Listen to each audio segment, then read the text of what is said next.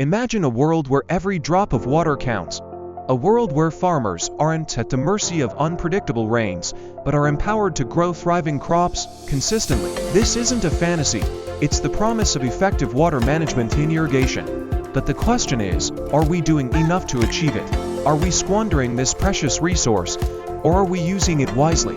Today, we're diving deep into the art and science of irrigation water management, exploring innovative techniques and practical strategies that can revolutionize agriculture. Think about it. Irrigation isn't just about flooding a field. It's about delivering the right amount of water, at the right time, to the right place.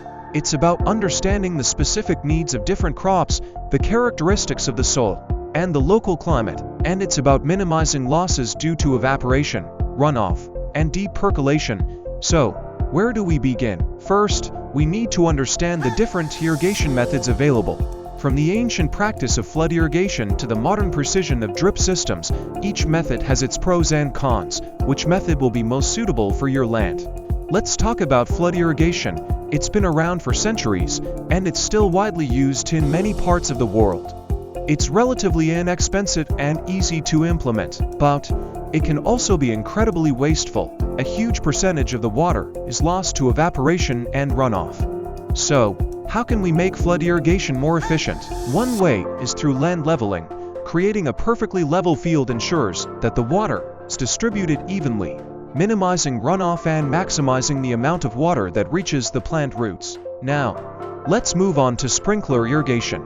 This method mimics natural rainfall, distributing water over a large area. It's more efficient than flood irrigation, but it can still be susceptible to evaporation losses, especially in hot and windy climates. What are the different types of sprinkler systems, and which one is right for you? From center pivot systems that rotate around a central point to linear move systems that traverse a field, the choices can be overwhelming.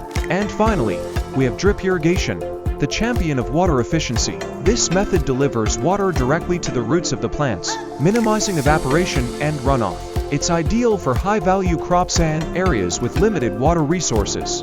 But it can also be more expensive to install and maintain.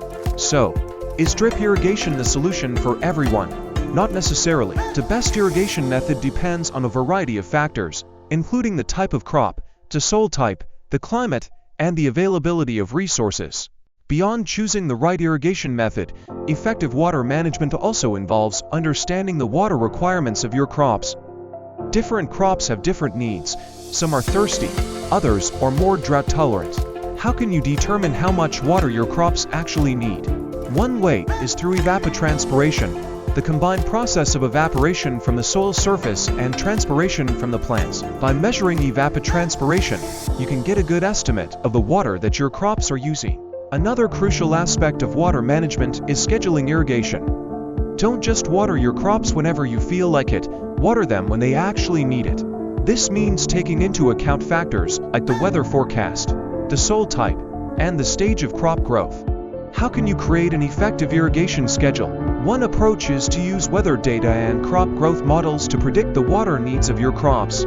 Another is to monitor soil moisture levels and use that information to guide your irrigation decisions. But water management isn't just about what happens on the farm. It's also about managing water resources at a larger scale. This includes things like building reservoirs to store water, managing